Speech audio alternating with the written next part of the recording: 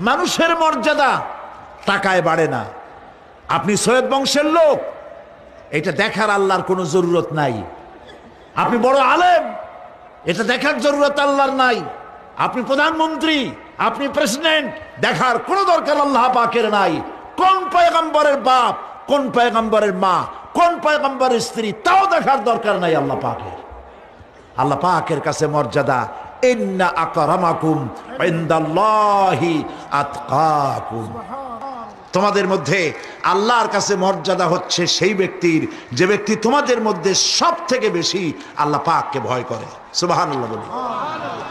এই ধরনের যারা আল্লাহ পাককে ভয় করে চলবে জীবনের সকল ক্ষেত্রে, সকল ক্ষেত্রে ভয় করবে, শুধু এক ক্ষেত্রে না, সব জায়গায়। এই জন্য ট্রান্সপারেন্সি, স্বচ্ছতা, জবাবদেহিতা শুধুমাত্র ঊর্ধ্বতন কর্মকর্তার কাছে জবাবদেহিতা নয়, শুধু গভর্নমেন্টের কাছে জবাবদেহিতা নয়, সব থেকে বড় জবাবদেহিতা কার কাছে বলেন? চিল্লায় বলুন।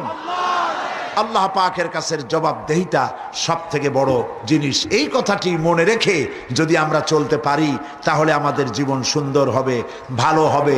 অফিসে ভালো কাজ করবেন, চুরি করবেন না, ডাকাতি করবেন না, গভর্নমেন্টের গম বেচবেন না, গম চুরি করে খাবেন না।